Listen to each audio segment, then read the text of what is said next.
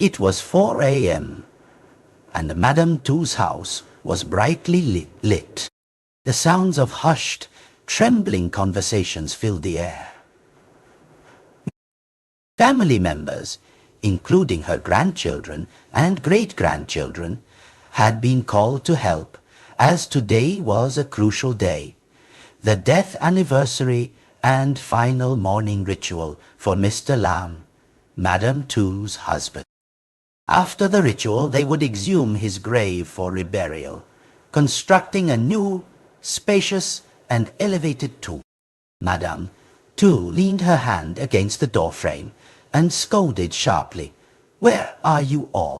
Hurry up and get things ready. The master will be here at exactly 7 a.m. Have you prepared all the dishes?" Everyone shivered at her harsh voice. Almost the entire family clan was under her thumb. Moreover, she had grown up imbued with deep-seated feudalistic ideas. So, if anyone ever crossed her, they certainly wouldn't be able to eat or sleep peacefully. Madame Tu had 2 sons. Actually, she had 3 children, but her youngest daughter, Thuy, unfortunately became pregnant out of wedlock with a village man. So Madame Tu banished her from the house. Fortunately, Thuy's fate wasn't too tragic, as the young man took responsibility for her and often visited to care for her and their child. Yet, no matter what they did, no one could change the mother-in-law's deep-rooted prejudice. Around 6 a.m., Madame Tu's 2 eldest sons arrived. Duong, the eldest, was a successful businessman in town. He traded many things and had a shrewd wife, Lan, so his business flowed smoothly without interruption. The other son was Thanh. Although not as talented as his brother, he was extremely hard-working and diligent. He spent all his time caring for his rice fields and nearly 20 pigs. And because of this, Thanh, almost 30, was still unmarried. To delve deeper into their personalities, only Duong truly resembled their mother. He was very strict and rigid. Thanh and Thuy, on the other hand, were more cheerful, sociable, and loved each other. Seeing Duong step out of the car, Madame Tu exclaimed, "Oh my goodness! Duong, you're back, my son? My precious is here. Everyone."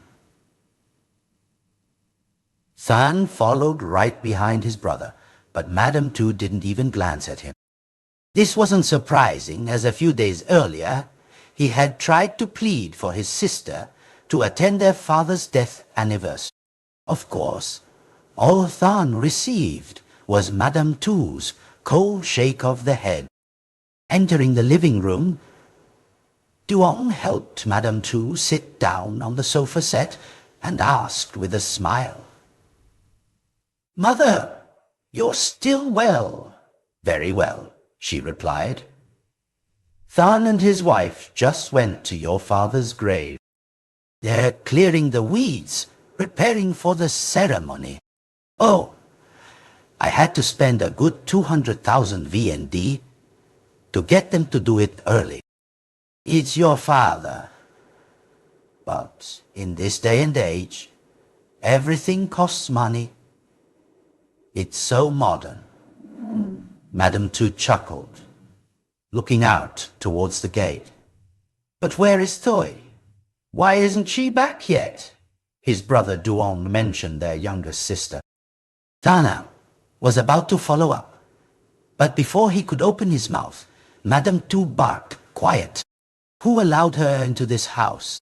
She brought shame. She's an outcast. If she dies by the roadside, or gets lost somewhere, I don't care. She's no longer part of this family." Thanh, seemingly unable to bear it anymore, interjected, "Mother, today's the end of father's mourning period. Thuy needs to come back for the ceremony before she can marry. If you do this, People will laugh at our family." Madam Tu laughed loudly and said, "When did you become so foolish, my son? Her wedding is with that man's family, not ours. I know very well their evil intentions. They want to use Thuy to infiltrate and seize our family's wealth. But too bad for them. I'd rather disown that lineage than let them have their way." Madam Tu finished speaking, stood up, and walked straight into her room. Seeing this, Thanh ran after her to persuade her, but Duong quickly pulled him back. "Just calm down, brother. Isn't mother being too harsh?"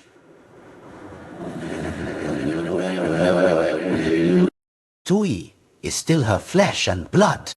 They say even a fierce tiger doesn't eat its cubs. But mother, there's no reasoning with her. Thanh whispered, "If mother hears you say that, we'll both be kicked out. You know mother's temper.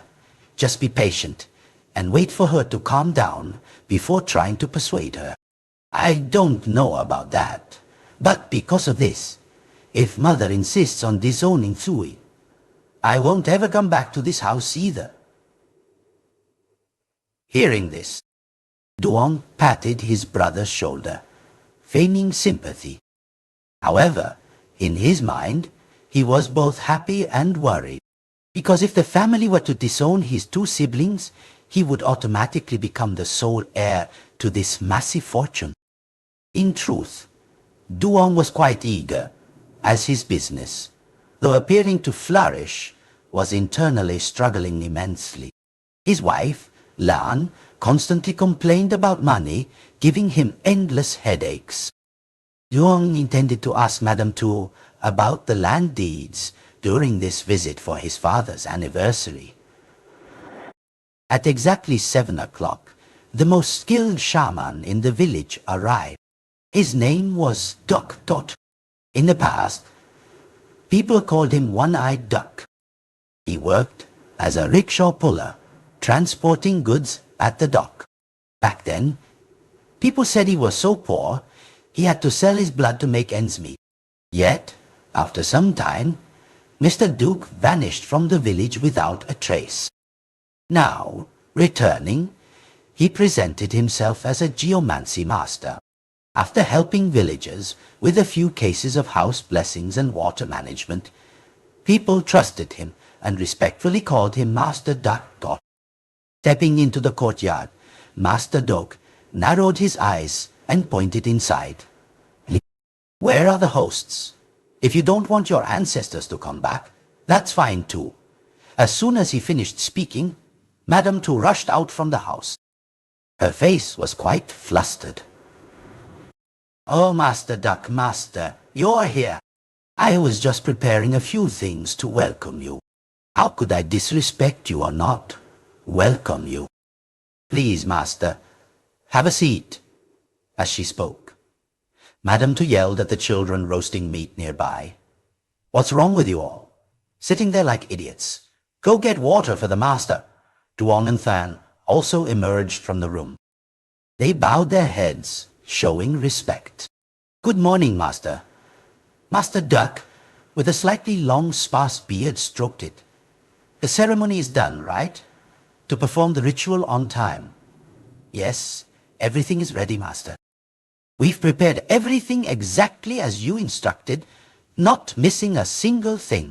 As she spoke, she pointed to the left corner of the courtyard. There, a meticulously arranged altar table was set with both vegetarian and non-vegetarian offerings. However, Master Duke put on a serious face and said to Madam Tu, "Madam Tu, I have something to say, but I'm not sure if I should." "Oh, please, Master, your words are commands. I wouldn't dare dispute them. Just speak, and if anything needs adjustment, I'll do it immediately." "No, I'm afraid this can no longer be changed now." His words made everything even more critical. Naturally, it also brought worry to Madam Tu. After a moment, Master Duke finally whispered, "Last night when I dreamed, Your husband appeared to me. Oh my! Is that true, master? It is. At first, I was confused and didn't recognize him, but he said he was the one whose grave I would exhume today. So, it could only be your husband, no one else. Yes. What did he say? It's dangerous. He said that the plot of land where he's buried for the past 3 years has a small geomantic energy line, not large, but certainly not ordinary. This very geomantic energy line has helped your family prosper until now. Your children have found success, and now, if you dig it up, you might disturb the geomantic line. Needless to say, Madam Tu's eyes widened in alarm, for she knew very well the consequences of such an act. It would profoundly affect her family's fortune. But, according to clan tradition, exhumation was mandatory at this stage. She looked at Master Du with pleading eyes. Master, please, is there any way to help my family?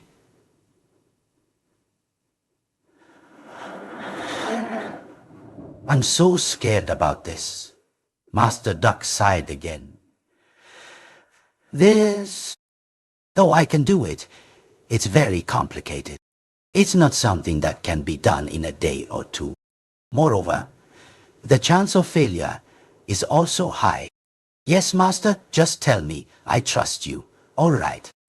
First, besides exhuming your husband's grave, we will perform an additional ritual to stabilize the earth and shift the geomantic energy to another part of the land before reburying him there.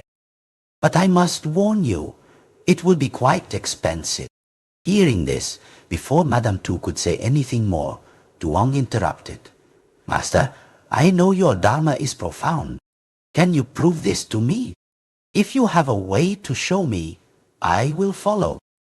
Because nowadays, truth and falsehood are so intertwined, one doesn't know what to believe. Master Duck's eyes widened in anger. He pointed a finger at Duong. You don't believe me, do you? Very well. I won't do it then. Having said that, Master Duck stood up intending to leave. However, Madam Tu couldn't let this happen. She grabbed him and then turned to scold Duong directly. You fool! How dare you speak so carelessly to the master? Apologize to him. Our family still needs the master's help immensely. Although Duong was displeased, he didn't want to defy his mother, so he quickly bowed and apologized. In truth, Duong didn't believe in ghosts or spiritual matters. He was already tired of his wife, Lan, constantly talking about spiritual things at home. Duong now suspected Master Du was merely playing a psychological game, not wanting to lose a lucrative business opportunity with Madam Tu's family. And just as Duong thought, Master Duke sat back down after a moment. All right, madam. This is for your sake, otherwise, even for money, I wouldn't bother. Yes, master. Please help our family, whatever the cost, as long as everything goes well. Isn't that easier to hear and accept? Unlike some others, eh? Realizing the sarcasm directed at him, Duong clenched his jaw and endured. While everyone was talking, a car stopped outside the gate. It didn't take long for Duong and Thanh to recognize who it was. It was Thuy. The daughter Madam Tu had disowned. Her belly was now visibly large, and beside her was Lam, the father of her unborn child. The two walked into the courtyard, supporting each other. However, Madam Tu quickly darted out and pointed directly at Thuy. What is this devil doing back here? Thuy couldn't hold back her tears and burst into sobs. Lam gently said, Madam, Thuy is back to attend the memorial for Uncle Lam. We can't let her finish her mourning and then get married. Get lost. I don't acknowledge your kind. Get out of my sight.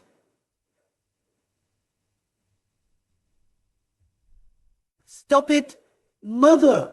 What are you doing? She's my sister. She's your daughter too. How can you just abandon her? As Thanh spoke, he stepped forward to protect his sister. Madam Tu, enraged, turned her anger on him too. So you siblings are all in cahoots, eh? You're quite something.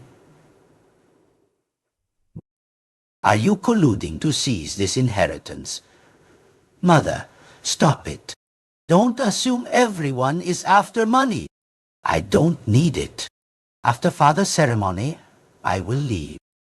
I don't want to be part of this family anymore. Madam Tu was utterly stunned by today's events, but it was understandable. Even a worm will turn if trampled enough. Thanh had long resented her prejudice against his sister, even before Thuy's pregnancy. Madam Tu's mind was deeply rooted in the value sons over daughters ideology.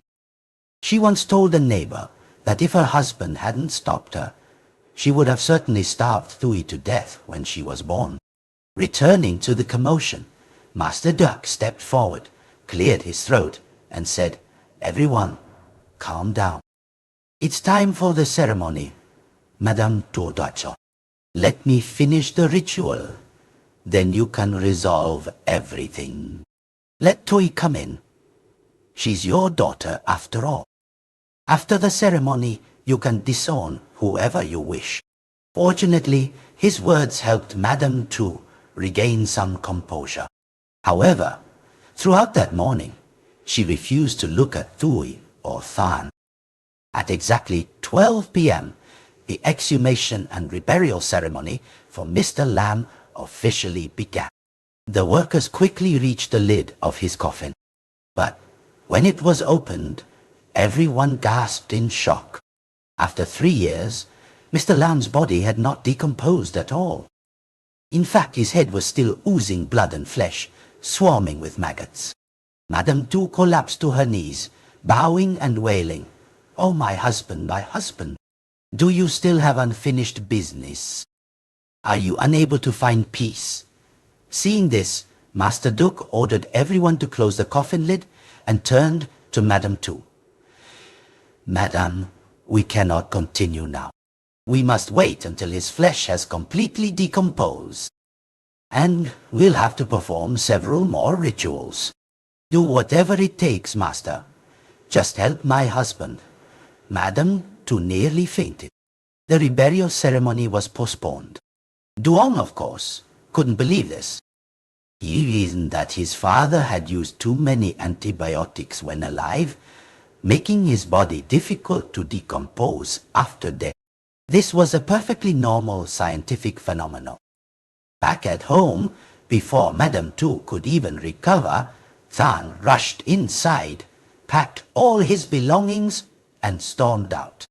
He loudly declared, "I, Thanh, will forge my own path.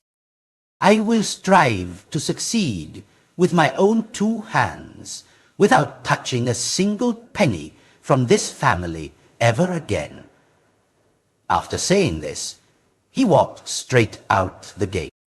Tu, struggling over the high fence, didn't linger either. Fearing Madam Tu would wake up and subject her to the cruelest words and discrimination. Now, only Madam Tu and Duong remained in the house. Perhaps this was exactly what Duong had hoped for, because Thuy had been banished, and now Thanh had also left. This meant the entire family fortune would surely fall into his hands. It wasn't until late afternoon that Madam Tu woke up. Hearing that her son Thanh had packed up and left, she was distraught.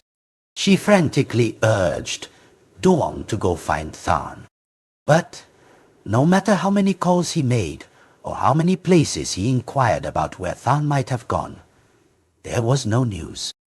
Madam Tu was filled with regret. Regret for not being able to control her words. Besides, Duong Thanh was the one she loved most, unable to sit and wait for news. Madam Tu began her journey to find her son. She traveled by bus to countless places, met countless people hoping to find him. However, before she could find any trace of Thanh, disaster struck. It was one afternoon when Madam Tu was wandering around the interprovincial bus station looking for her son, when suddenly a runaway vehicle crashed into her. Madam Tu was fortunate to survive the accident, but both her legs and spine were severely injured, leading to paralysis. Hearing of her mother's accident, Duong and Thuy rushed back.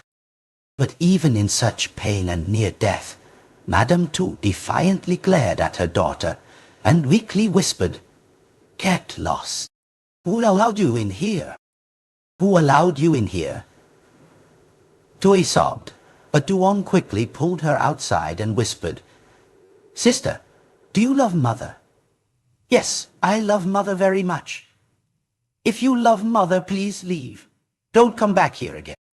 If Mother sees you, her blood pressure will rise, and she might die. Let me take care of her for now. You can come back when she's better, okay?" Thuy, though heartbroken, realized there was nothing more she could do at that moment. After Thuy left, Duong breathed a sigh of relief. Indeed, his long-awaited opportunity was drawing nearer. In Madam Tu's condition, she would soon pass away. At that point, only heaven could stop him from seizing the entire fortune. However, nearly a month passed, and Madam Tu still clung to life.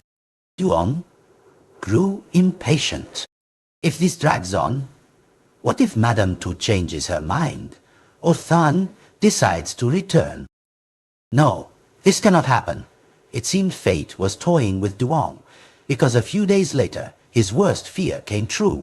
Around 5-6 a.m., Duong woke up to prepare breakfast for Madam Tu. His business in town was being managed by his wife, Lam, so Duong was now fully devoted to waiting for Madam Tu to die. As he was absorbed in his thoughts, a voice called from outside the gate, "Madam Tu! Madam Tu, are you home?" Duong looked out and saw a rather unfamiliar man. Duong immediately went out, jutted out his chin, and asked, "Who are you? What do you want with Madam Tu?" "Greetings, young man. I'm the one Madam Tu hired to find someone last time, her son, Thanh. Well, I found him." "What? You found him?" "Yes. He's currently working at a border crossing, trading goods for profit. I've come back to report the news to Madam Tu, so I can receive my reward." Immediately, Duong's mind raced. He pulled out a large wad of cash from his wallet and thrust it into the man's hand. "Take this. It's your payment." "But my family is no longer looking for that person." "No buts. Now go. If I ever see you again, I'll demand my money back." Of course, the man didn't want that. He laughed heartily, snatched the money, and quickly ran off. Duong stood there, pondering. So Thanh is alive and well. If he's doing business, he must need a lot of capital. So what if one day he comes back and demands his share of the inheritance? No, that can't happen. All day, Duong was like a man possessed. And then, while feeding Madam Tu porridge, he probed her intentions. Mother, Thanh is still missing. What are your plans for the future? Madam Tu, without any suspicion, frankly replied, honestly, I don't want to live much longer. It's too difficult, causing trouble for my children. But there are two things in my life I haven't done yet. First, to complete your father's reburial, and second, to find Thanh and bring him home. Only then can I close my eyes in peace. So, what if Thanh doesn't come back?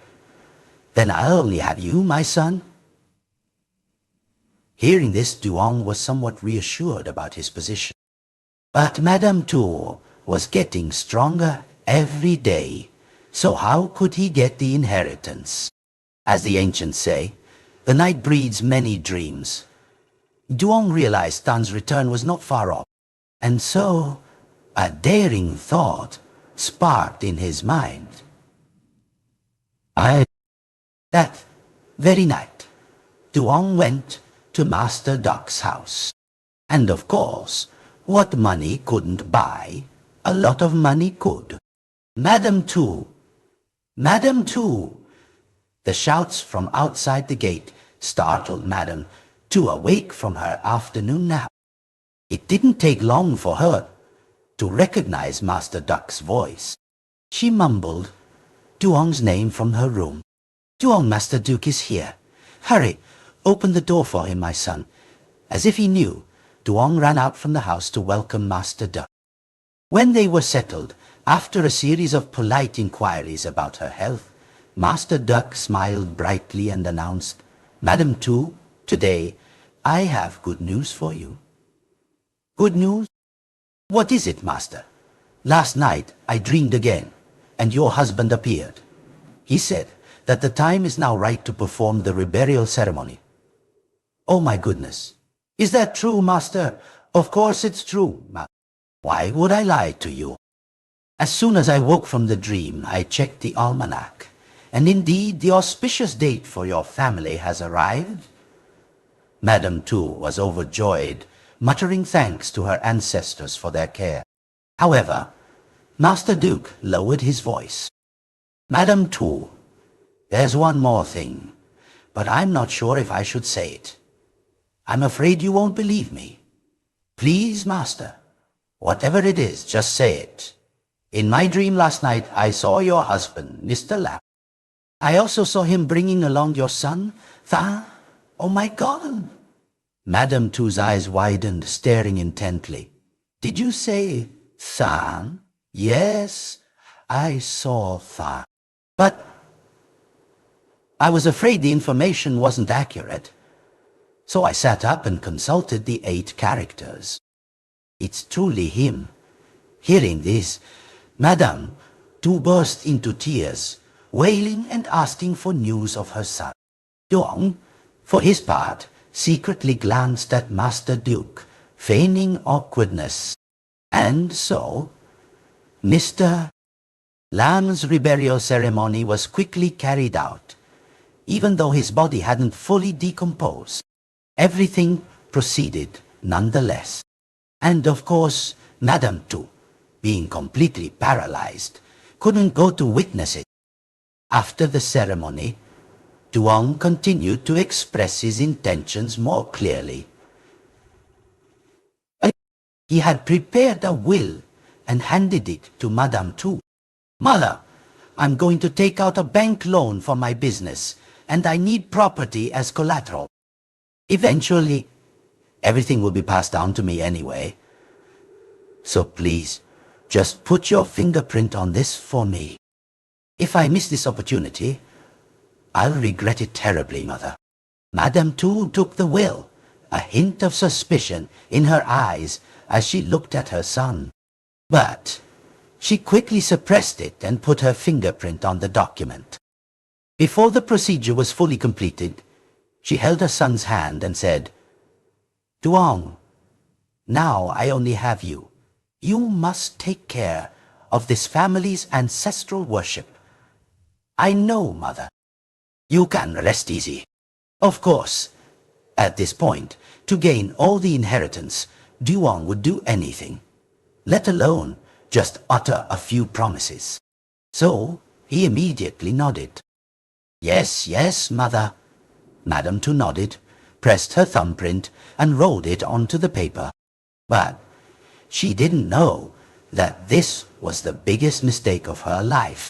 The very next day, Duong no longer took care of his mother.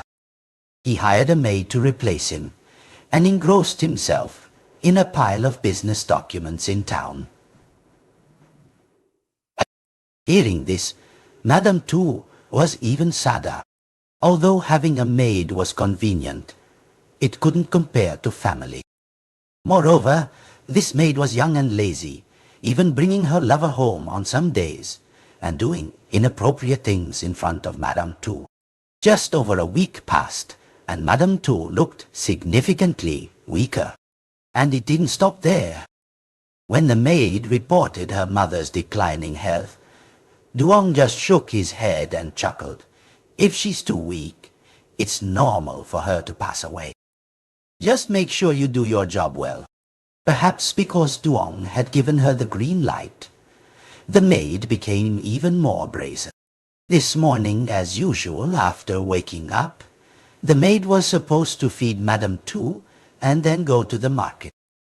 But she was so engrossed in talking on the phone with her boyfriend that she forgot all about Madam Tu. By midday, the hunger became unbearable for Madam Tu. She weakly called out for help, but of course, there was no one in the house to respond. And then the door opened, and a familiar figure appeared. Madam Tu didn't seem too enthusiastic about this person, for it was Tu, the daughter she had once banished. Thuy was in the final months of her pregnancy, so her belly was very large. Seeing her mother's pathetic state, Thuy couldn't hold back her tears and exclaimed, "Mother, how did you end up like this? Go away." The house and everything has been signed over to Duong. There's nothing left.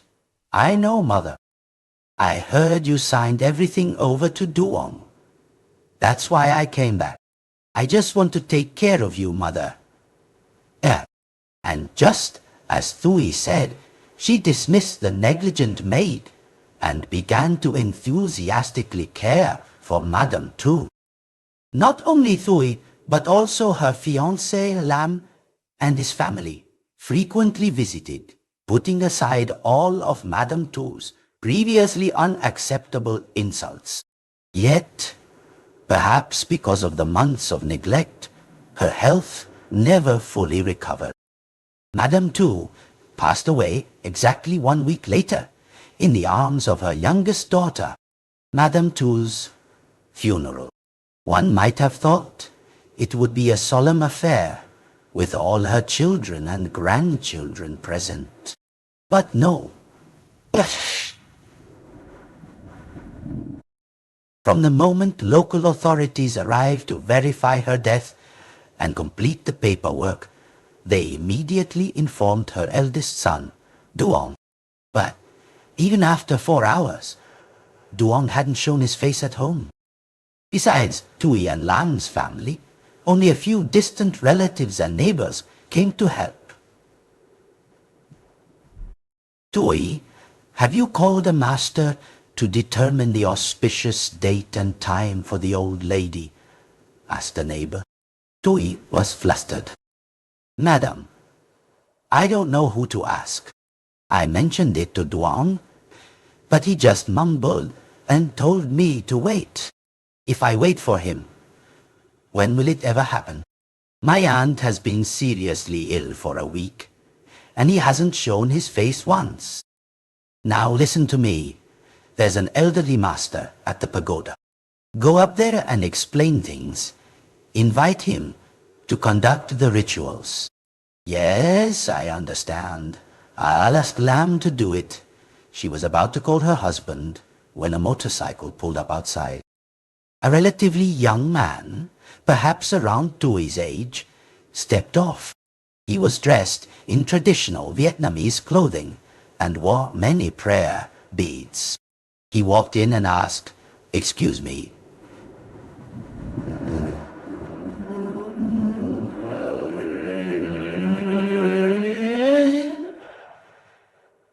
"Yes, that's me." "Hello, sir. What can I do for you?" "I am Master Duck's disciple.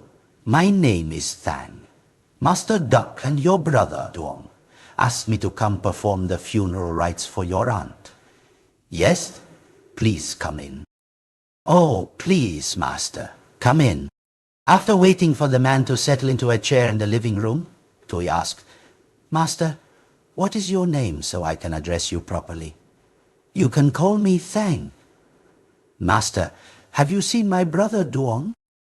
"I've called him several times since this morning, but he hasn't answered." "Your brother said he was busy and asked me to perform the ceremony. You can rest assured I will handle everything. Yes, we leave everything to you, Master. Please tell us if you need anything." "I don't know. Anh lên được. I understand that thing well. Soon. I'll telephone. First I need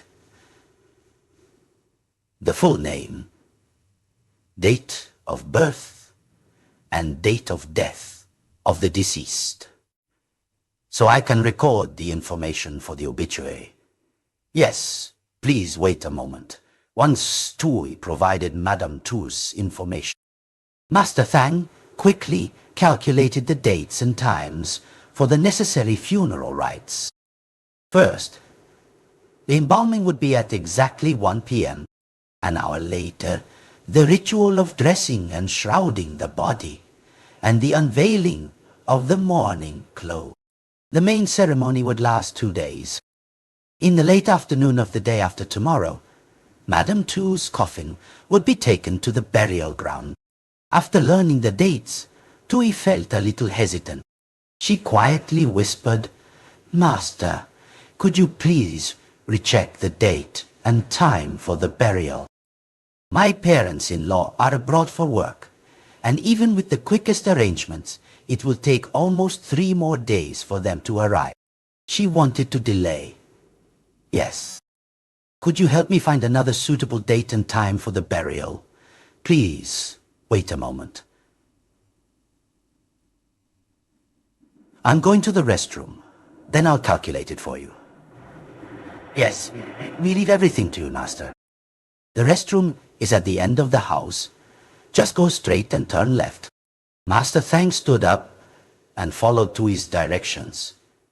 However, when he reached the back of the house, he didn't go to the restroom but pulled out his phone.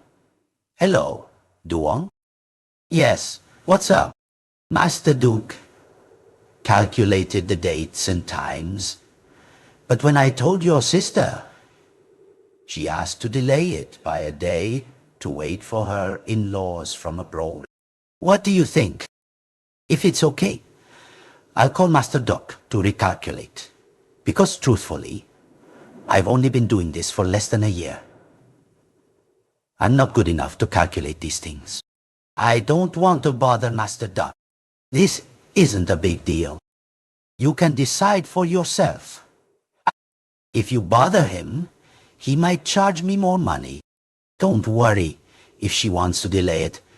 Just agree. I'll send you some extra money. Okay? Yes. When are you coming back? Because the funeral needs the eldest son. I'm pregnant, so I might not be able to handle everything. Why did she have to die now? All right. I'll finish my urgent business first. Then I'll return. Yes, remember to come back before 1 p.m. for the ceremony. I know. The call ended, and Master Thanh returned to the main house. Thuy, While I was in the restroom, I did the calculations for you. It seems we can postpone it by a little over a day. Madam Tu's burial can be on the morning of the 4th day. Yes, that would be wonderful. Thank you, Master. Thuy was overjoyed and went to tell Lam and her in-laws. But she didn't know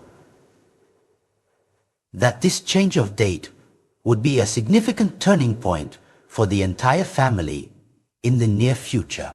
Around 10 a.m., the coffin was transported by truck, and, unable to contact Duong, Thuy had to pay out of her own pocket first.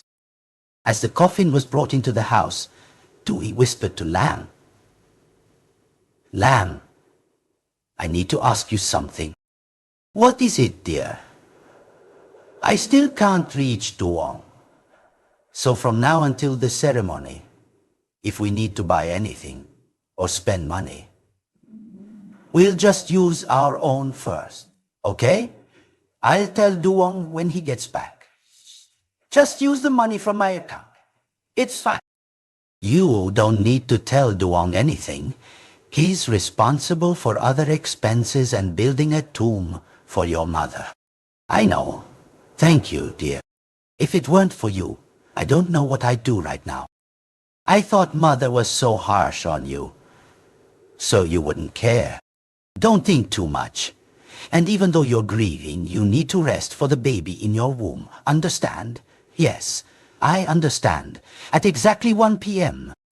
Madam Tu's embalming ceremony began. Fortunately, Duong arrived about 10 minutes beforehand, so generally the neighbors had no cause for gossip. Seeing his mother's emaciated, shriveled body, Duong began to feign great emotion. But when he looked at the coffin, Duong seemed arrogant. He immediately snapped, "Who bought this coffin?" "I chose it," Lam replied to his brother-in-law. "Do you think this family has no money? Why such a cheap coffin?" "No, brother. This is the best type in the store, and including delivery, it cost over 60 million VND dollars. Why are you quoting prices to me now? Don't worry, I'll pay. I just want my mother to have a decent coffin." "Don't say that. I'm not trying to complain. This coffin is really good. If you don't believe me, you can go ask around." "Silence! I need to talk to you two. Come outside now." Of course, he used his displeasure as an excuse not to repay the money to Lam's couple later. 2 p.m. was the time for the morning ceremony. Besides Duong and Thuy, a few close relatives knelt in prayer, making it feel less empty. At this moment, Thuy wept, calling out a name. "Thanh? Where are you? Where can I find you to call you back to mourn, mother?" Hearing this, Duong glared. "Why are you mentioning his name? Finish the ceremony. People will laugh at us. That delinquent is better off not showing his face. Otherwise, you'll bring bad luck to the child you're carrying." Faced with Duong's venomous words, Thuy could only remain silent, suppressing her emotions. Duong didn't stay long. No. After the morning ceremony, he met a few business partners who had come to pay their respects, then drove off, claiming urgent business. Only Lam's couple was left to manage everything at home. That night, the first night of the funeral, the guests had all left, leaving only about 5 or 6 relatives to help. Duong was nowhere to be seen, leaving a chilling, desolate atmosphere. Tu, still sitting by her mother's coffin since the afternoon, was brought a bowl of porridge by Lam. "Thuy, eat some porridge. Auntie Mai cooked it. It smells delicious." "You eat first. I'm not hungry yet. Just eat. Don't you remember what I told you?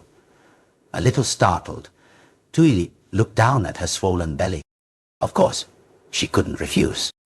She took the bowl, held it up, but before putting it to her mouth, she whispered, "Mother, will you eat porridge with me?" No one answered. However, at that moment, a gust of wind blew in from outside, extinguishing the 2 candles on Madam Tu's altar table. Thuy was slightly startled. She was about to stand up, but Lam stopped her. "You sit and eat your porridge. I'll do it."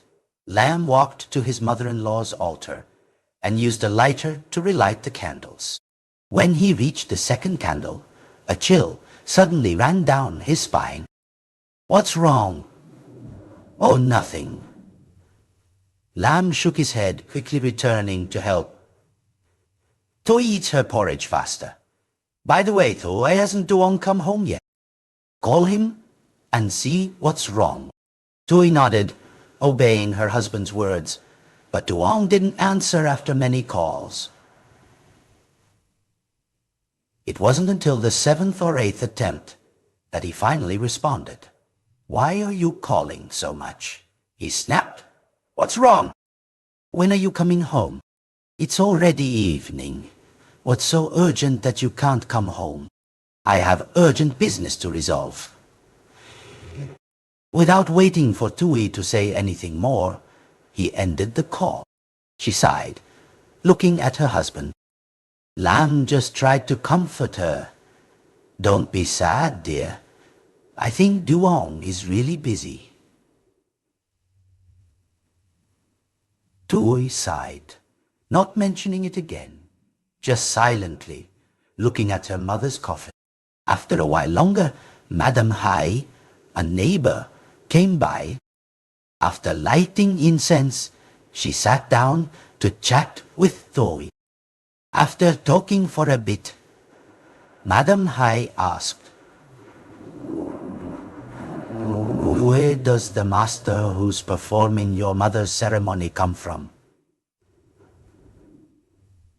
Thuy replied, "His name is Thanh, Master Duck's disciple." "Master Duck?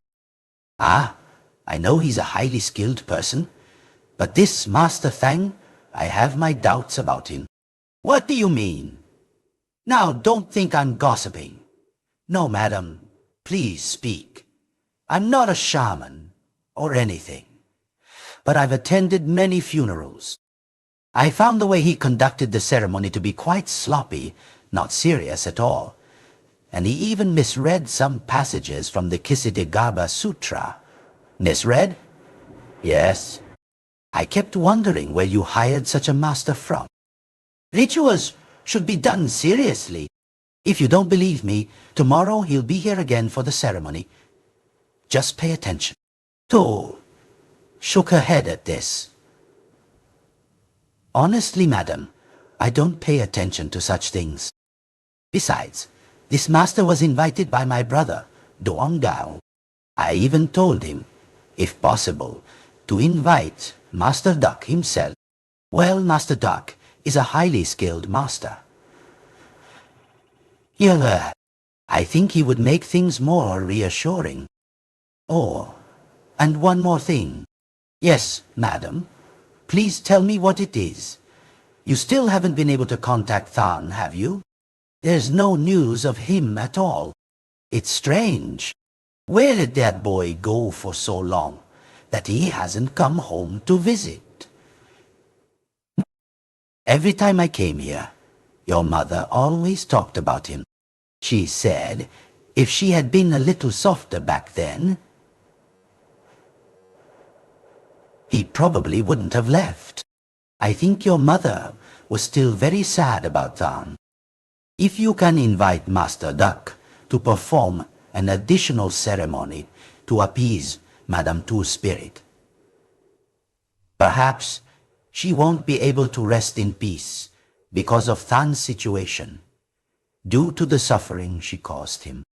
Thuy didn't fully believe these words.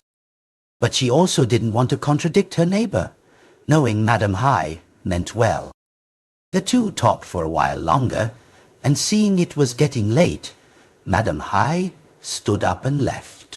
The next morning, when Thuy saw Duong, she recounted Madam Hai's words from the previous night. But in her mind, he immediately dismissed them. That old woman gossips too much. Thanh is Master Duck's direct disciple. Are you doubting Master Duck's integrity by listening to outsiders? Get that thought out of your head. Master Thanh might hear it and punish you. I know. I'm sorry. And I'll only perform the ceremony today, because tomorrow and the day after I'm busy.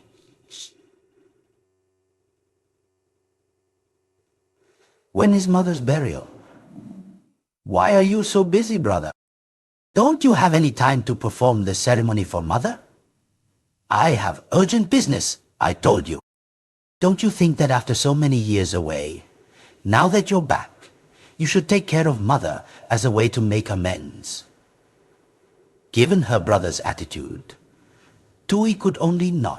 Yesterday, she still thought her brother was genuinely busy. But now, she was beginning to feel Duong's coldness.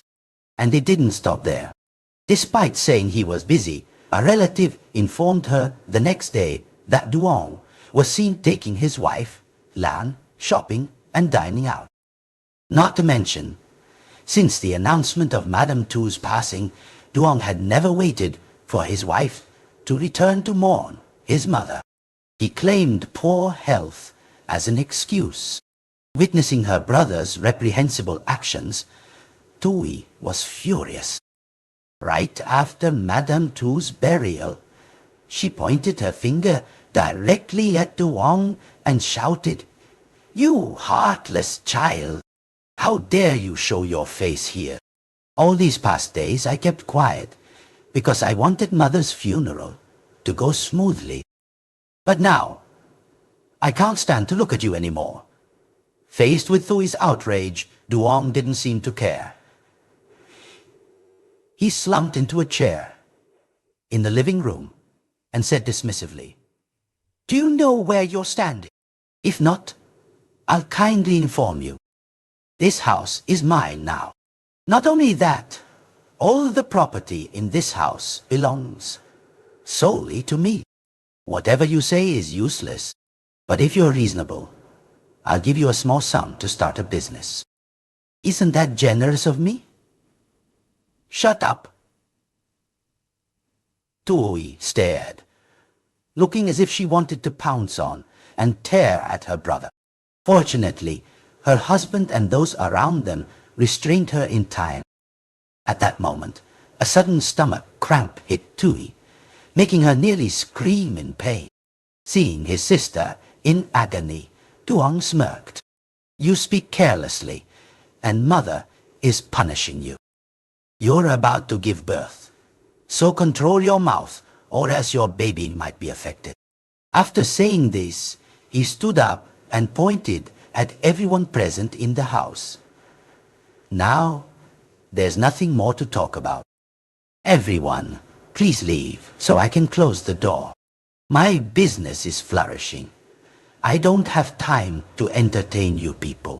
Needless to say, the crowd was enraged by his words, but they truly couldn't do anything. They could only fault Madam Tu, who had been so strict her whole life, yet chose to trust the wrong person, handing over power to evil. But some who believed in karma said, "Calm down, everyone. Let's see how long that man lives in peace. Perhaps Madam Tu's ghost will appear in his sleep and wring his neck for fun." These words, spoken casually, unexpectedly reached Duong's ears, making him somewhat agitated. Normally, Duong wouldn't care so much, but that was before the events of last night, the final night of Madam Tu's funeral. Duong was sleeping when he dreamed of his mother. Madam Tu appeared as a hazy image, looking at him with an ominous gaze. And it didn't stop there. Her continuous calls were directed at Duong's bed. As he panicked intensely, he woke up with a start. In truth, there was nothing noteworthy. But now, hearing people mention Madame Tu's ghost, Duong was a little startled. And very quickly, he forcefully pushed those thoughts out of his head. Duong returned to his house in town that very night. Upon arriving, Lan, his wife, ran out from the house, surprised. "Oh, why are you back? Aren't you going to take care of Mother's funeral?" "Oh, forget the funeral. I have endless work to do here. Why would I stay there?" Lan nodded and then asked, "So why didn't you ask Thuy?" "Oh, to stay there. Her house is nearby. What's the big deal? Quiet. Don't mention that wretched girl's name. She made me furious, daring to point her finger at my face in front of so many people. No, I haven't killed her yet. That's already lucky." Seeing her husband so tense, Lan didn't ask anything further and pulled Duong into the house to rest. Lying on the sofa, Duong breathed a sigh of relief. Indeed, there was no place like home. He felt like he was going crazy after a few nights down there. "So, what are your plans for the future?" "What plans?" "Just speak directly. Who knows what you're hinting at? About that house down there, why not live there?" "I don't intend to live there until things calm down and then sell it. No, that won't do. The ancestral altar of our family, you've sold it already. Who will worship them? Bring them up here. I'll clear out my storage room and put them there. Living people are already crowded. Why bother with those altars? What's there to worry about?" Of course, this idea alarmed Lan. She shook her head and said, "No, that won't do. I know you don't believe in spiritual things, but people say what you worship is what you get. What you avoid is what you heal. What if something happens? What if what happens? You worship too much. Did worshipping save Mother from that accident? Did it save her from death? Don't be foolish and believe in those empty promises. If I hear you say it again, don't blame me." Lan took a deep breath, nodded, and said nothing more. Indeed, she was afraid, for this wasn't the first time Duong had threatened her, and he usually followed through on his words. Currently, Lan still had scars on her back from his abuse. It was hard to believe, but their married life truly had problems. Many times, Lan wished she could abandon everything and start over. A slap across the face brought Lan back from her wandering thoughts. She returned to reality with her unfaithful husband in front of her. "What are you doing? Finish up, clean up, and go to bed. And stop seeing fortune tellers. Like last time, you brought those amulets home. Beware." "I know. I won't dare again." After saying this, Lan quickly went down to the kitchen to clean, while Duong stood up, stretched a few times before, stepping outside for a smoke. Lighting a fragrant cigarette, Duong took a deep puff, feeling the relief. The night scene was beautiful tonight, the moon shining brightly, as if mirroring his bright future. Duong began to imagine his upcoming business plans.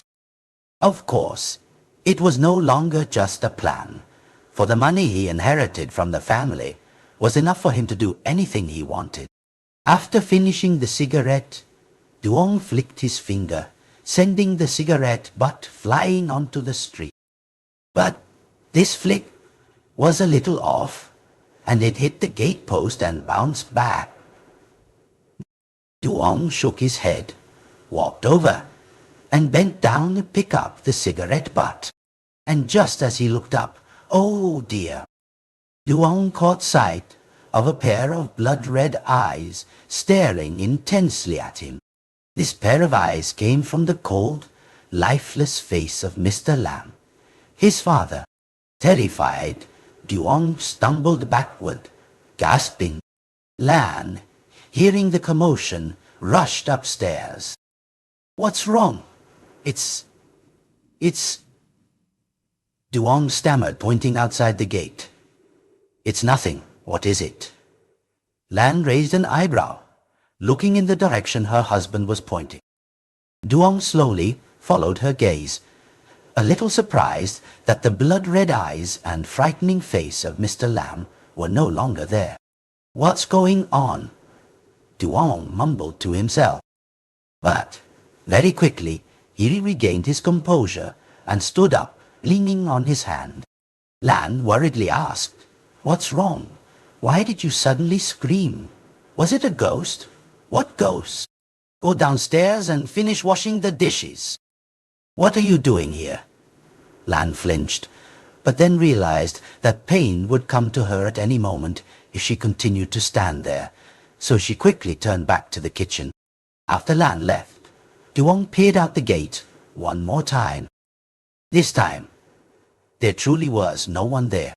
He sighed. What the hell just happened? Fear was understandable after all. Mr. Lam had been dead for a long time.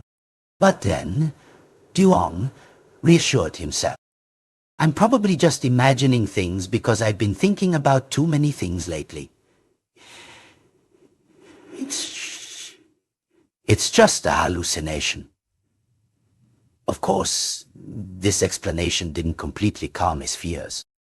Deciding not to linger, Duong went back to his room, intending to get some sleep to clear his mind. Once there, he flopped onto the comfortable bed, which was a far cry from the hard, bug-infested cot in the rural house.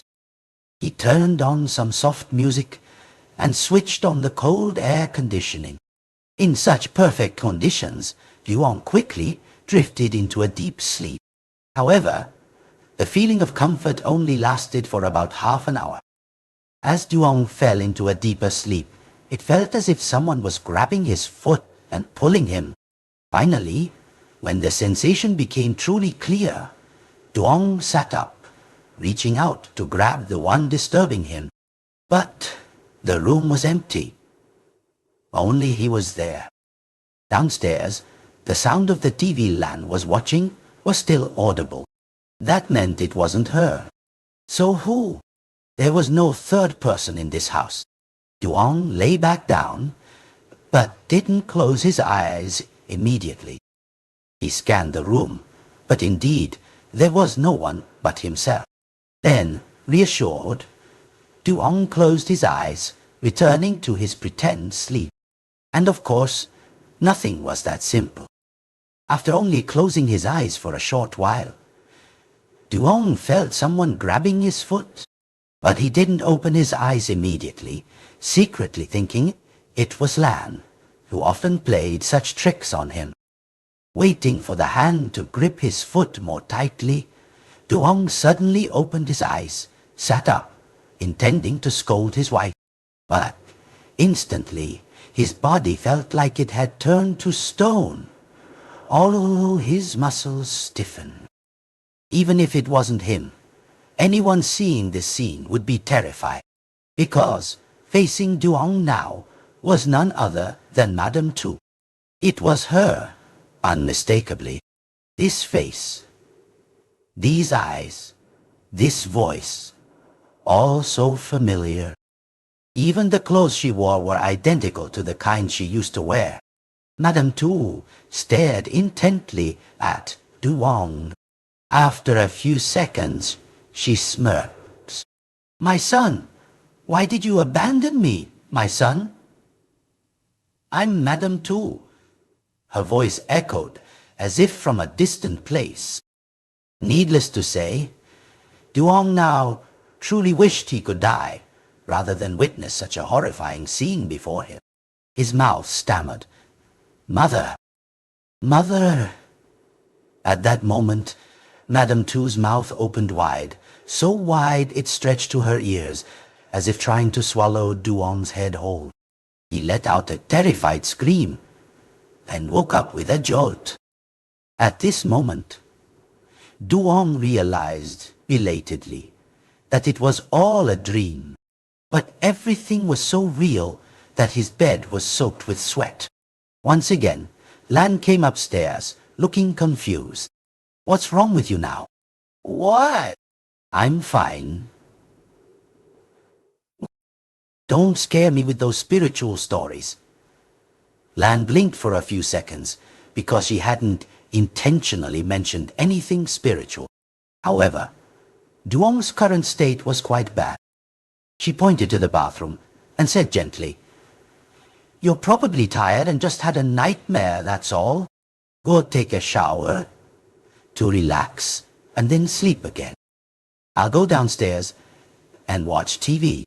At this moment, Duong really wanted to scream and tell Lan not to go, but his pride prevented him. Duong stood up, walked from the bed straight into the bathroom, and immediately turned on the warm water in the shower. He just stood there, fully clothed. The warm water quickly took effect, and Duong felt the blood flowing more freely through his veins. Soon, his mind stopped dwelling on the scary images. After all, it was all just a dream. After showering, Duong came out. Indeed, he didn't dare to sleep again. Taking advantage of the time, Duong changed the bed sheets, as the old ones were soaked with his sweat, and he waited until Lan was also asleep before he truly felt safe enough to close his eyes. And indeed, he slept soundly until morning, without any further nightmares.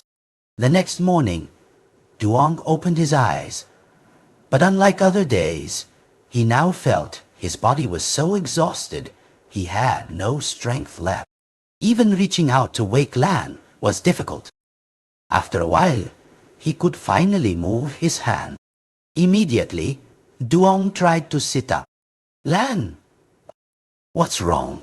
It's early, but I'm so tired. Call a doctor for me." "Oh my God, I'm so sick. I'm so tired." Duong could only whisper a few words before passing out again.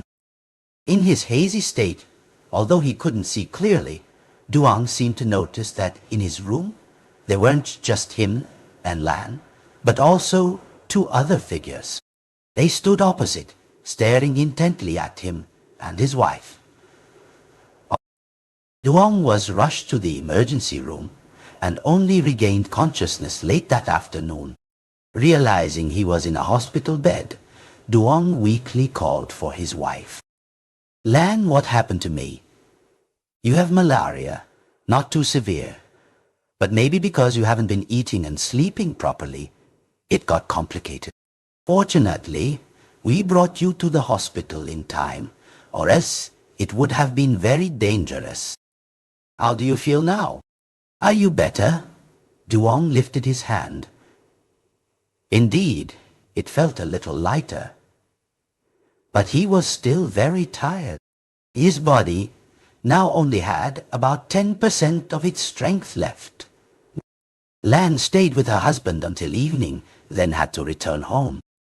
Her business had been significantly delayed today, so she needed to resolve things quickly, or she would lose customers. This was probably the only trait that made Duong satisfied with his wife. However, his wealth was gone now, so sometimes Duong thought of leaving this coarse, ugly wife for other women. After Lan returned home, Duong was left alone in the empty hospital room. For some reason, the surrounding beds were all empty. After dinner, the malaria fever returned to Duong. He clearly felt waves of chills. His body sometimes hot, sometimes cold. Fortunately, after taking his medicine, he felt a little better. However, a common side effect was drowsiness. In less than 15 minutes, Duong was fast asleep, snoring loudly. Sleeping earlier meant Duong also woke up earlier than usual.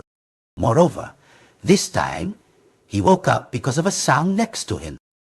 Duong opened his eyes, looking in the direction of the sound, and realized that a shadowy figure was lying on the opposite bed. A new patient? Dressed in hospital clothes? It indeed seemed so. But this person was quite old, and the strange sound seemed to come from him trying to light a lighter. Thinking this, Duong quickly said, "Hey, old man, you can't smoke in here. Go outside if you want to." But the old man continued his action. Duong was a little annoyed because the old man's strength was weak, so he couldn't operate the lighter properly. Furthermore, if he kept hearing this sound, how could he go back to sleep? So, Duong clumsily sat up, reaching over to snatch the lighter from the old man's hand. With just one gentle flick, the flame ignited. "Here, I lit it for you. Do whatever you want, but if you're going to smoke, do it quietly. The nurses will hear and make a fuss. In here, the nurses are like your parents, not servants." But as he brought the flame closer to the old man's face, Duong froze. Because it wasn't any old man, it was Mr. Lam, his father. He still had those bloodshot eyes, staring intently at Duong. He let out a horrified scream, simultaneously falling backward and crashing onto the floor. The fall made his head ache. Duong panicked, yelling, "Go away! Don't come here! Don't come here!" Looking at the opposite side, Mr. Lam was no longer sitting there. The entire room returned to its initial emptiness, and it took almost a minute later for Duong to truly escape his fear. Because the nurses, hearing his scream, had rushed over. They asked what had happened. But how could Duong tell them the real reason? He stammered, I just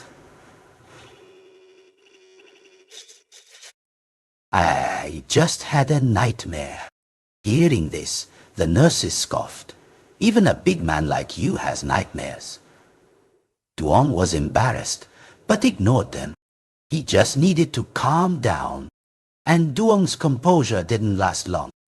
He realized there was a lighter on the floor, and of course, it wasn't the lighter he used for smoking. Looking closer, memories in Duong's mind helped him identify this lighter as quite similar to the one his father used before he died. Being a meticulous person, his father always used a marker to write the letter on it to avoid accidental mix-ups with others. Without hesitation, Duong now rushed to pick up the lighter and examined it. Less than 3 seconds later, his eyes widened in terror, because indeed on this lighter there was a letter written. Duong screamed again. He threw the lighter straight at the wall and bolted. Indeed, Duong was running out of the hospital. Or more precisely, Duong was running away from his father's ghost. For a person who had no faith in the spiritual world, for him to be in such a state of panic now was the culmination of a series of terrifying events that Duong simply couldn't explain. In previous instances, Duong could reassure himself that it was just a hallucination, just a dream.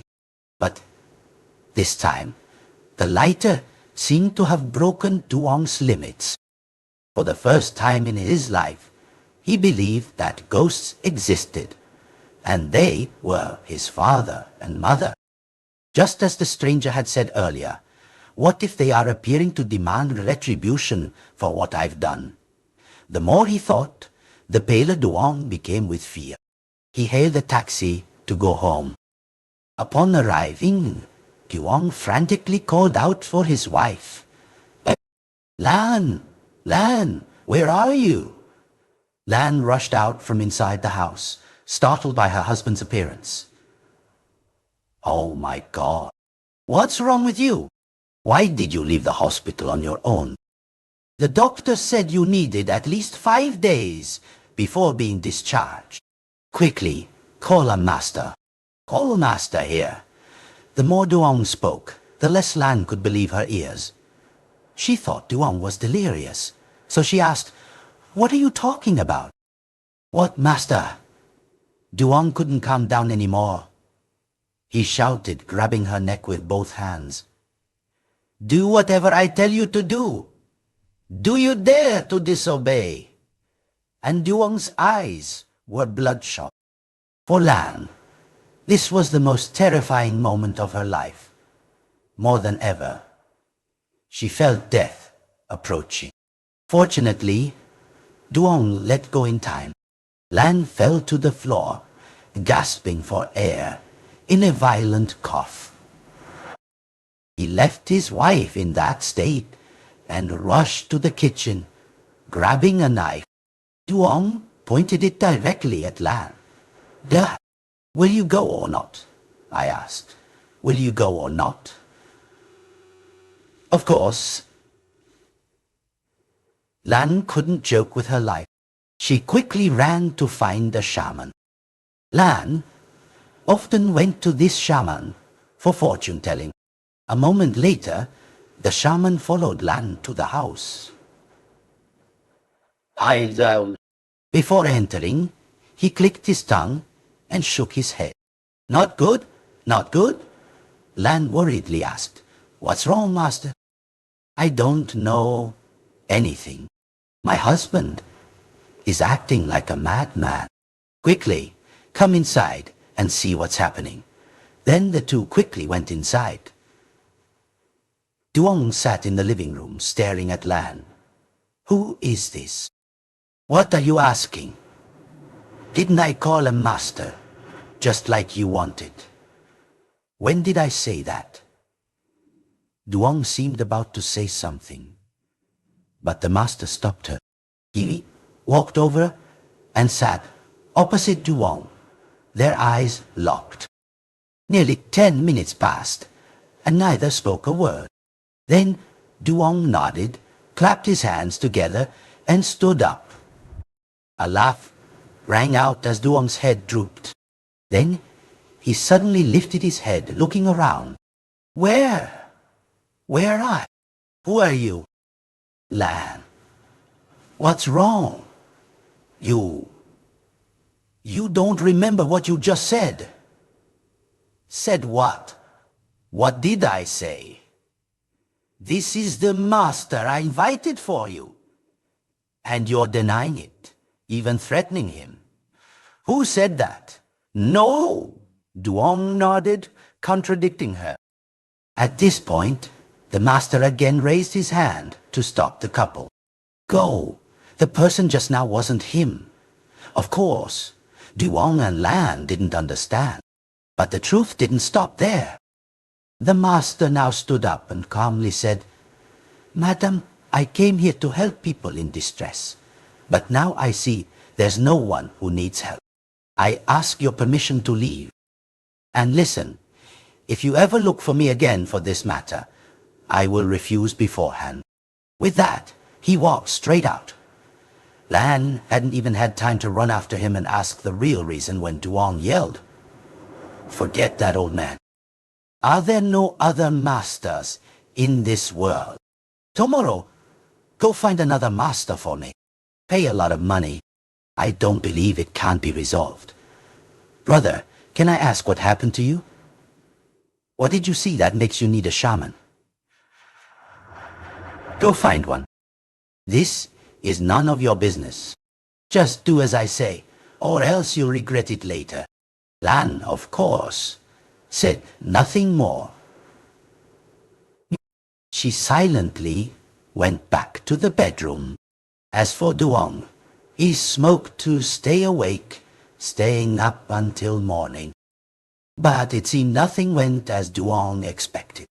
He invited over a dozen shamans, but each and every one of them gave the same answer as the master from last night.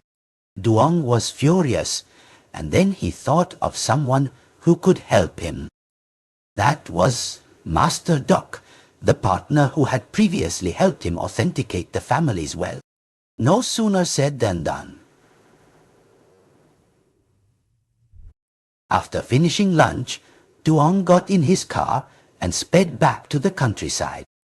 However, because of his bad reputation, he dared not let the locals see him. Furthermore, if they knew he was there to ask Master Duck for help with spiritual matters, he would lose face completely. After much thought, Duong decided to grab a jacket and cover himself completely, even wearing sunglasses.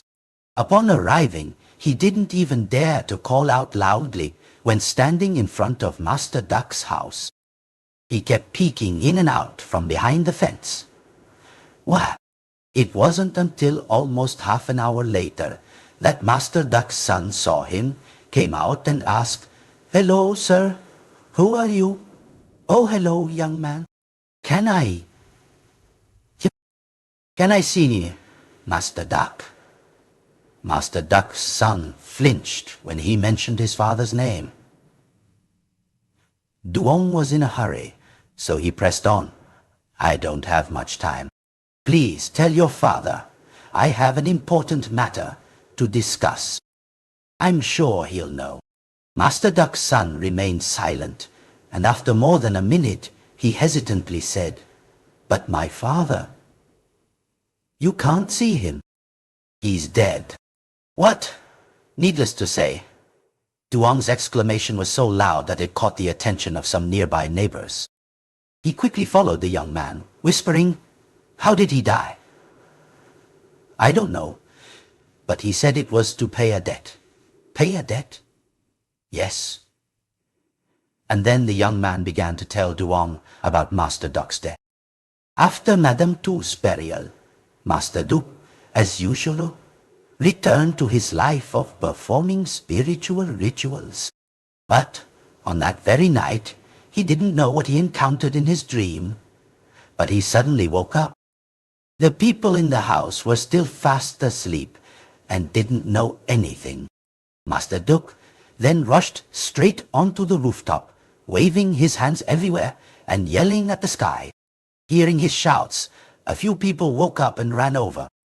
But before they could even understand what was happening, Master Duck jumped straight down into the courtyard. One would have thought that after a fall from over 5 meters, he would die instantly. But no, he only broke both his arms and legs. Lying in the hospital, he constantly cried out, calling Madam Tu's and Mr. Lam's names, as if those two were seeking him to accuse him of his sins. This situation lasted for more than 5 days. Then Master Duck bit his own tongue and committed suicide. Before his last breath, he weakly whispered, "Karma. Karma must be paid."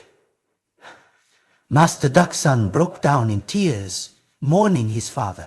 As for Duong, needless to say, only 2 words remained in his mind: utter terror. The only person who could help him was gone. Duong stumbled back home.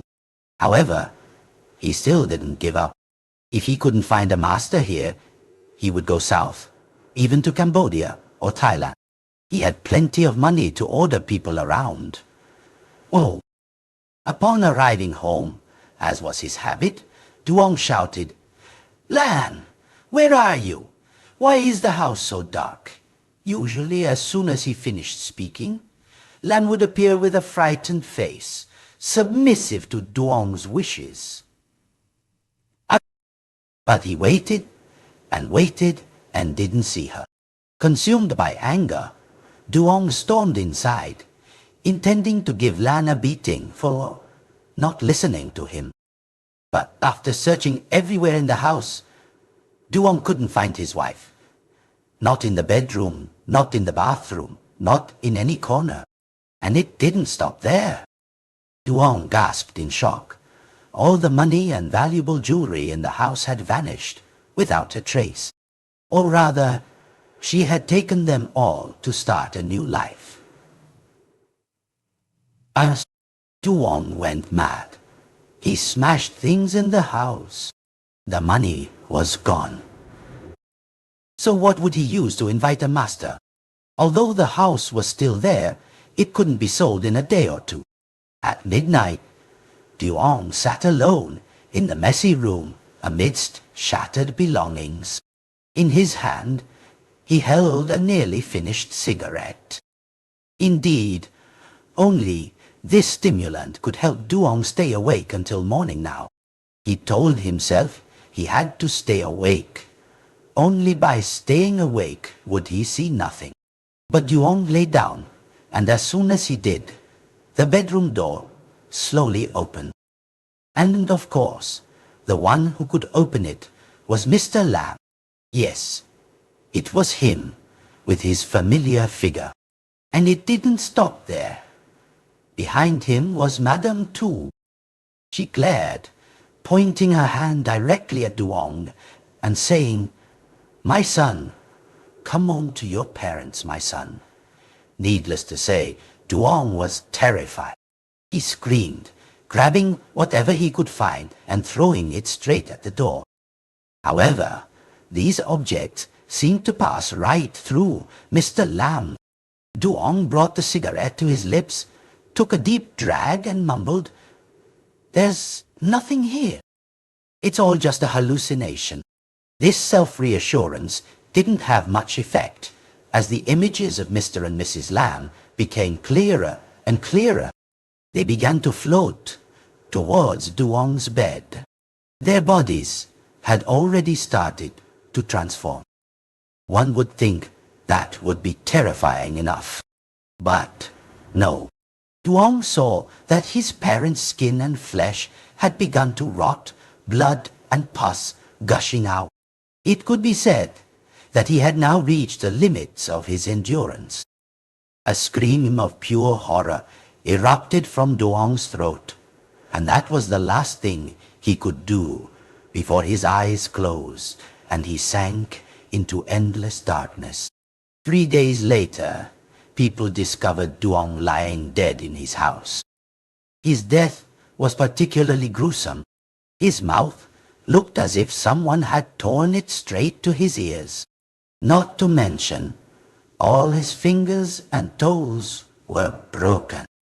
Interestingly, the security cameras in the house did not record any strangers appearing at that time. So, a series of rumors spread everywhere. Speaking of Thuy, hearing the news of her brother's death, she was angry, but also deeply saddened. At that time, Thuy also returned. He had deliberately cut off contact to build his career, so he knew nothing about his mother's and brother's deaths. Needless to say, Thuy was shocked.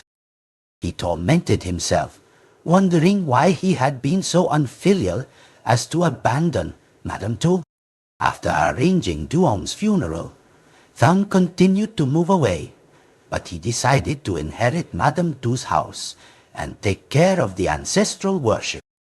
No one would have guessed that the one Madam Tu had rejected and cast out would ultimately overlook everything and wholeheartedly worship and care for the family's ancestors. Half a month later, Thuy went into labor. However, her first birth did not seem to go smoothly. The baby remained still in her womb, refusing to come out. Thuy was in excruciating pain, as if it wanted to kill her. And then, in a hazy state, due to the anesthetic, she saw Madam Tu, who was not scary or horrifying at all. Madam Tu smiled at her daughter while stroking her belly. It's unclear if it was because of Madam Tu's touch, but the baby was born smoothly at that very moment. After giving birth, Thuy wept, calling her mother's name, then sobbed. Hindi na ng chili. Ilan yan? Yun nga.